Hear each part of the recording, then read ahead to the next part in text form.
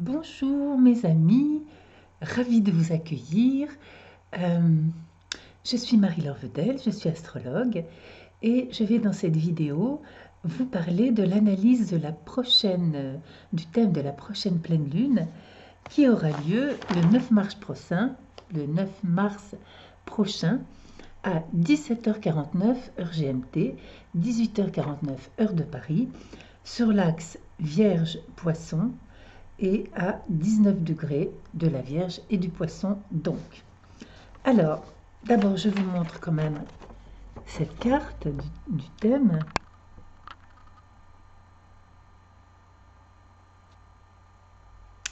Donc vous voyez, il y a un grand trait rouge entre le Soleil, Neptune et la Lune, relié par beaucoup de traits bleus. Donc on va voir ce que ça dit. Alors, donc la Lune est en Vierge à 19 degrés, le Soleil conjoint à Neptune en Poisson, donc Neptune est en domicile, donc c'est une conjonction qui est vraiment forte. Alors je vais dire un truc, je le dis à chaque fois, mais c'est une pleine lune particulière. À chaque fois, je dis que c'est une pleine lune ou une nouvelle lune particulière, mais bon. Dans la dernière pleine lune, c'est la dernière pleine lune, pardon, puisque nous sommes à la fin de l'année zodiacale qui prendra fin avec l'équinoxe de printemps le 20 ou 21 mars, c'est le début du printemps. Donc là, on est, je dirais, dans la fin de la fin, dans la conclusion de la conclusion. Alors c'est donc, on va dire, à la fois une pleine lune de conclusion, ça va être l'apogée et la conclusion d'un cycle lunaire, mais aussi l'apogée et surtout la conclusion d'un cycle zodiacal d'une année zodiacale, d'accord. Et en même temps, évidemment, dès que quelque chose se termine, quelque chose démarre en même temps. Même si, je sais pas, on termine une activité et qu'on n'a pas d'autre activité après, eh bien, commence alors une période d'inactivité, de repos, de vacances, de chômage, mais commence quelque chose de nouveau. Donc là, on est vraiment à cette charnière. C'est très, très intéressant, très curieux. Enfin, je ne sais pas comment ça se passe, vous, dans vos vies à vous, mais c'est très curieux de voir en effet comment des choses se mettent en place. C'est la fin d'un cycle et le début, en effet, d'un nouveau cycle qui commence. Alors, je regarde toujours mes notes, hein, parce que sinon je pars dans tous les sens. Donc, la Lune qui est en Vierge, à 19 degrés. Donc, la Lune, la Lune et le Poisson, ça correspond aux maisons 6 et 12 analogiquement. C'est vraiment un axe de soin, de dévouement, et c'est un axe qui est beaucoup lié à la santé. Alors, je ne commenterai pas le coronavirus qui nous fait tous beaucoup parler en ce moment. J'ai appris à faire attention à ce que je dis parce que sinon je reçois les foudres. Mais en tout cas, l'axe Poisson-Vierge, c'est vraiment un axe lié à la santé. D'ailleurs, beaucoup de thérapeutes ont cet axe assez occupé, chargé de planètes ou chargé de planètes importantes dans leur thème. Alors, la Lune en Vierge peut, cela dit, être au niveau de notre humeur, au niveau de nos émotions, peut vouloir être à fond dans le contrôle, d'humeur même parfois assez angoissée, hein, qui veut être très organisée, qui veut tout maîtriser à la perfection.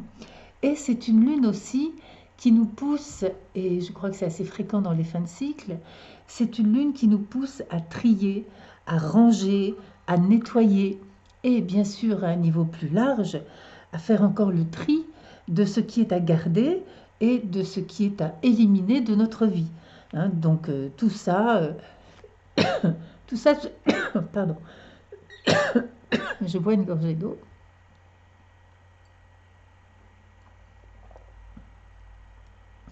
Tout ça sur un fond de dévouement quand même important. Donc, voyez comment ça peut s'appliquer à vos vies, sur le plan ou personnel, ou des sentiments, ou de la maison, ou du travail. Qu'est-ce qu'on trie, qu'est-ce qu'on doit garder, qu'est-ce qu'on doit éliminer de notre vie. Donc, en face, opposé, puisque une pleine lune, c'est une opposition entre la lune et le soleil, avec la Terre au milieu. En face à l'opposition donc de cette lune, nous avons le Soleil et Neptune en Poisson à 19 degrés aussi.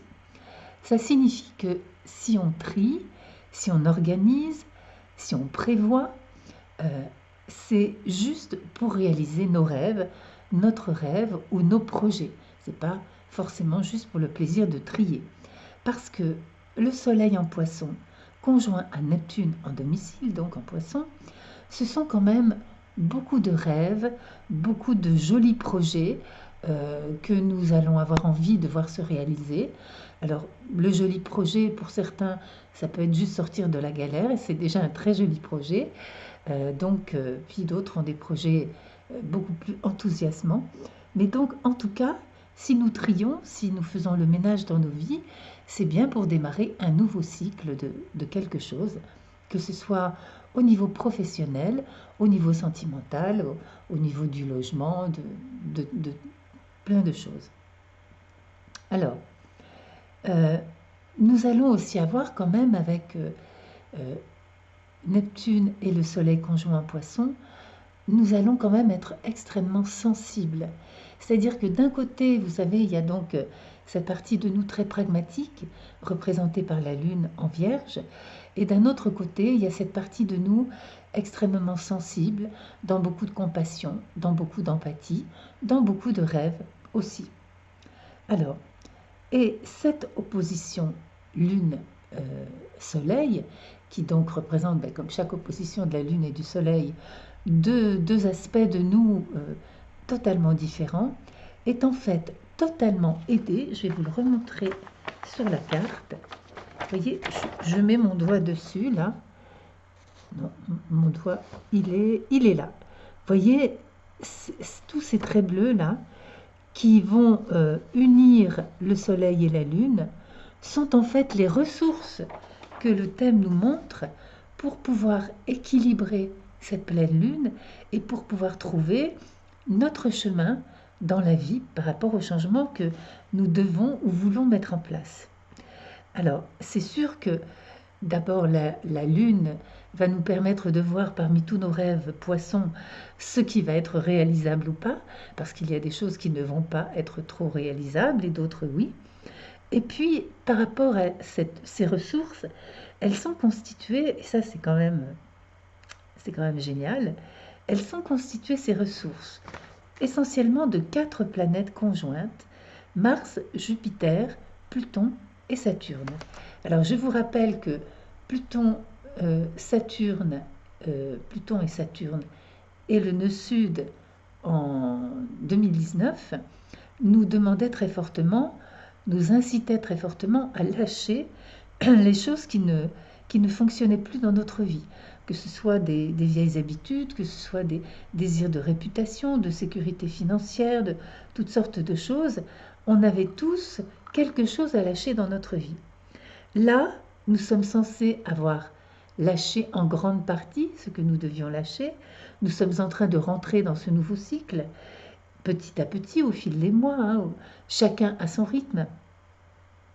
Et donc ces planètes, Pluton et Saturne, sont maintenant accompagnées de Jupiter, qui est, je vous le rappelle, rentré en Capricorne le 2 décembre, si ma mémoire est bonne.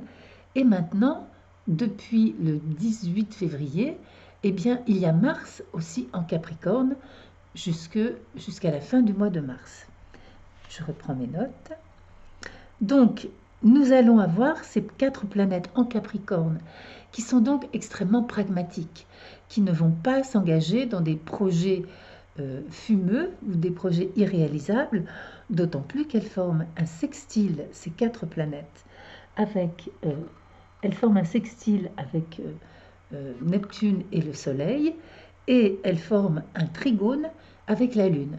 Donc vous voyez, elles représentent dans cette action que nous entreprenons, que nous avons sans doute déjà commencé à entreprendre et qui va se poursuivre en 2020, elles forment vraiment les ressources lucides, pragmatiques, pleines d'énergie, grâce et avec lesquelles nous allons pouvoir nous reconstruire. Alors, je retourne à mes notes. Donc, Mars, je reviens sur Mars. Mars est donc en Capricorne depuis le 18 février.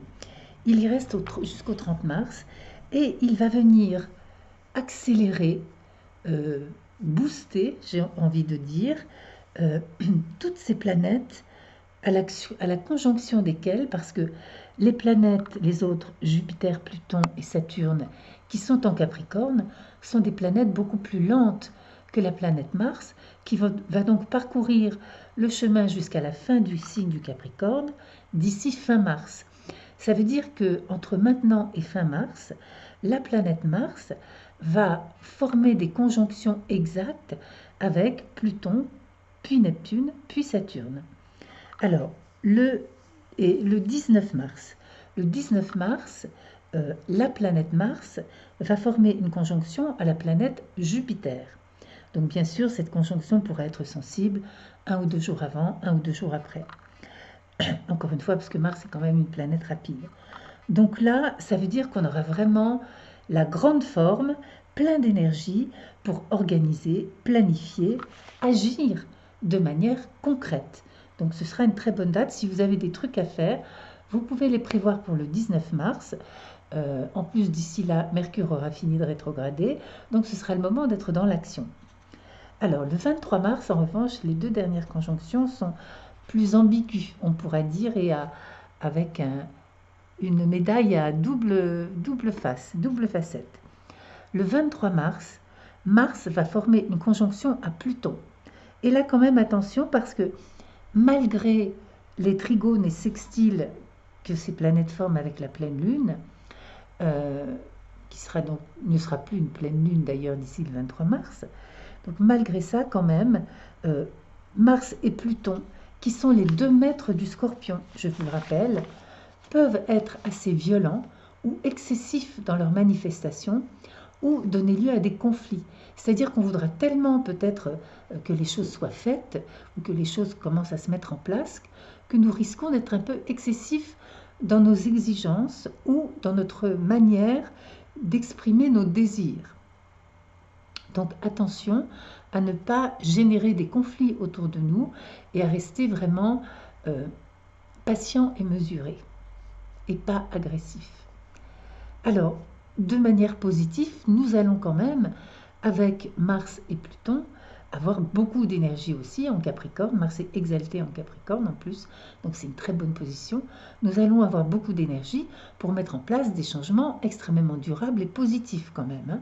Ça va être juste dans la manière de le faire que nous pourrions déraper un peu.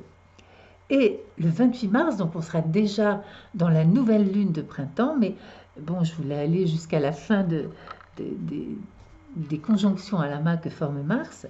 Le 28 mars, Mars sera conjoint à Saturne.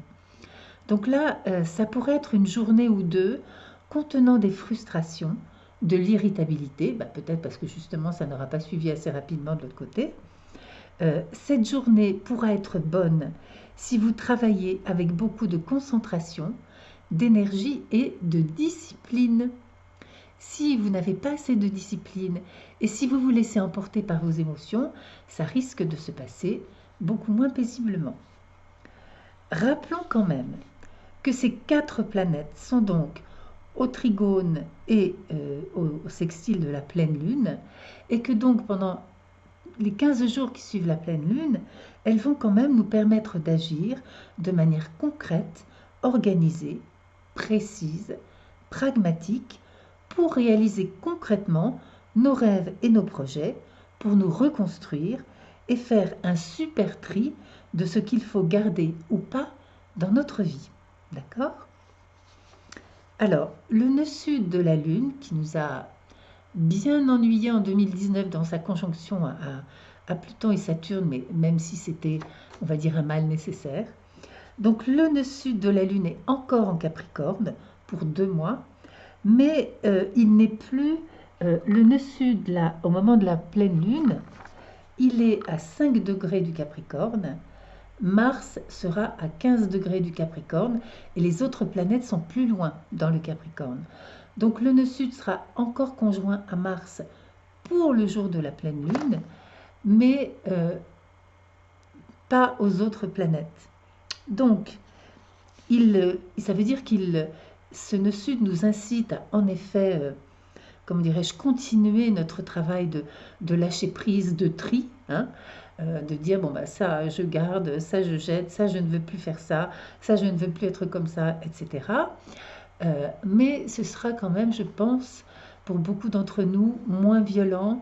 Je pense aussi que beaucoup d'entre nous qui ont beaucoup souffert en 2019 et début 2020 aussi, vont pouvoir maintenant commencer à accepter les changements, même si ce n'est pas eux qui les ont initiés ou voulus, et même s'ils sont s'ils sont en train de subir, ils vont pouvoir accepter que oui, il faut s'adapter, et que donc il faut euh, aller de l'avant, tout simplement.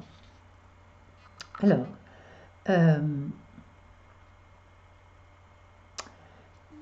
pour la Lune, alors pour cette pleine Lune, pardon, je reprends là, je lisais mes notes, pour cette pleine Lune, Mercure, en fait, termine un petit peu, elle est dans l'achèvement de rétrogradation, et vous savez, Mercure a rétrogradé, elle a rétrogradé jusqu'à 28 degrés du Verseau, donc la pleine Lune sera le 9 mars, aujourd'hui j'enregistre, on est le 1er mars, hein, et la fin de la rétrogradation de Mercure, c'est le 11 mars, donc 2 jours après la pleine Lune, d'accord?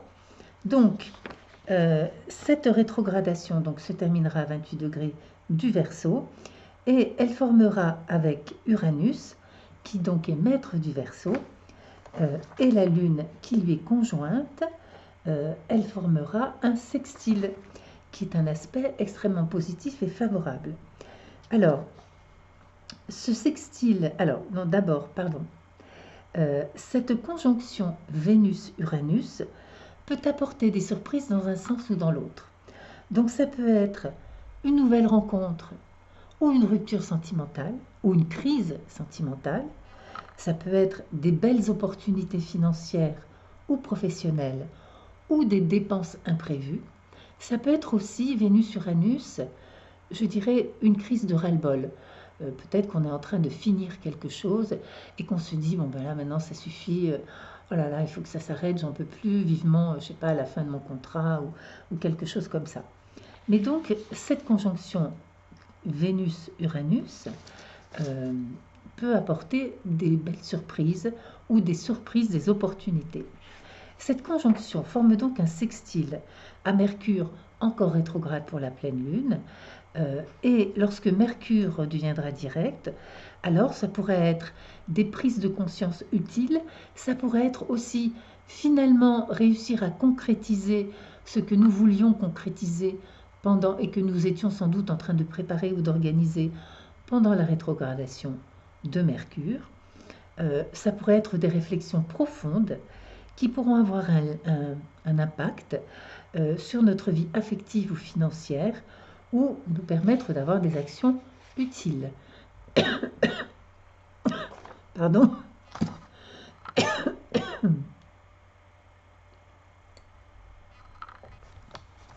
Alors, Vénus-Uranus. D'après mon logiciel d'astrologie, il faudrait que je trouve ma carte, forme en effet un carré avec Pluton et Saturne. Voilà, je mets mon index dessus. Me revoici, mes chers amis, après une petite pause que nous attribuerons avec un gros clin d'œil à Mercure rétrograde. Et je vais poursuivre quand même ma communication avec vous. Donc, j'en étais à vous parler de ce fameux carré sur lequel donc je pose mon doigt, mon index. Ce fameux carré entre la conjonction Vénus-Uranus et Pluton-Saturne. Ces 4 planètes sont dans des signes ultra compatibles, ultra amis, ultra complémentaires, des signes de terre, donc le Taureau et le Capricorne. Donc personnellement, je n'ai pas très envie de retenir ce carré, et si je le retiens, c'est avec beaucoup de réserve. Mais pour ceux d'entre vous qui accorderiez plus d'importance à l'orbe entre les planètes, c'est-à-dire à l'écart entre 2 planètes plutôt qu'au signe, et qui auront envie d'accepter ce carré, on pourra dire, et je connais plusieurs personnes dans cette situation, on pourra dire qu'il implique quand même des situations de bouleversement, on peut parler de ça, entre Uranus et Saturne et Uranus et Pluton. On peut parler de bouleversements de vie qui vont concerner soit les finances à cause de Vénus, soit l'amour à cause de Vénus aussi, toujours en taureau, qui pourront être assez douloureux, qui pourront entraîner de l'angoisse, de la tristesse, un sentiment d'abandon, qui pourront entraîner aussi de la colère et des gros conflits. Donc ça, c'est quand même quelque chose qui est possible.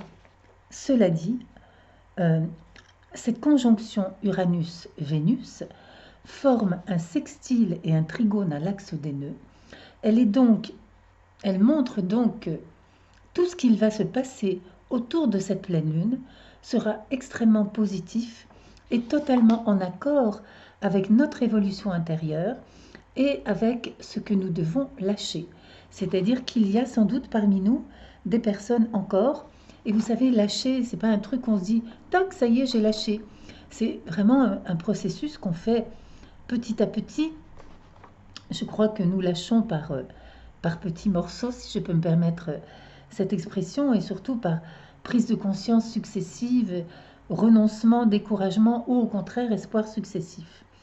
Et là, en fait, cette conjonction Uranus-Vénus vient nous dire oui, parmi toutes ces choses qui pourront se passer, ces surprises agréables ou désagréables, eh bien tout cela est propice à notre évolution intérieure. Ça fait partie du chemin que nous devons traverser maintenant, puisque cette conjonction Uranus-Vénus est sextile et trigone au nœud de la Lune. D'accord? Alors, parlons maintenant de Chiron et de la Lune noire, qui sont toujours conjoints, mais la Lune noire est en ce moment rétrograde, elle est à 28 degrés du signe du Poisson, et Chiron est à 4 degrés du signe du Bélier. Donc elles ne sont pas dans le même signe, ces deux éléments ne sont pas dans le même signe, mais ces deux éléments sont néanmoins conjoints. Je pense qu'ils représentent toutes les choses troubles, pas claires, qui concernent nos rêves, nos doutes, nos problèmes de foi, nos peurs, tout ce que nous n'avons pas encore résolu. Et comme cette conjonction Chiron-Lune noire est également carrée au nœud, c'est pas comme Uranus-Vénus, là ils sont carrés au nœud, je pense que ça représente vraiment le travail qu'il nous reste à faire sur nous-mêmes, tout ce que nous devons encore lâcher pour vivre mieux, pour être vraiment dans l'authenticité, dans la confiance, dans la foi et dans l'affirmation de qui nous sommes et de ce que nous voulons faire vraiment. Donc c'est là le travail que nous avons envie de faire et qui, si nous ne le faisons pas, va freiner la pleine expression de notre être et au final notre épanouissement. Alors mes amis, avec tous les soucis techniques et de tout, etc. qu'il y a eu pendant cette vidéo, je ne me sens pas suffisamment sereine pour choisir un texte ou le laisser venir à moi du dialogue avec l'ange. Donc, désolée, aujourd'hui, il n'y aura pas de dialogue avec l'ange. Je sais que les anges sont là. Je sais qu'ils nous protègent tous et qu'ils accompagnent tout ce chemin que, et moi-même et tous les autres astrologues et toutes les personnes médiums et compagnie qui font du chouette travail sur YouTube font. Mais on va dire qu'aujourd'hui, ils attendront la prochaine nouvelle lune du printemps pour s'exprimer. Alors, je voulais vous donner quelques détails techniques, vous rappeler que je ne suis pas du tout réseaux sociaux, donc je ne vais pas sur Facebook, ni sur Messenger, ni sur Instagram. Ne m'envoyez pas de message sur Messenger, j'y vais pas, je ne sais même pas comment on fait, et j'ai pas envie de savoir.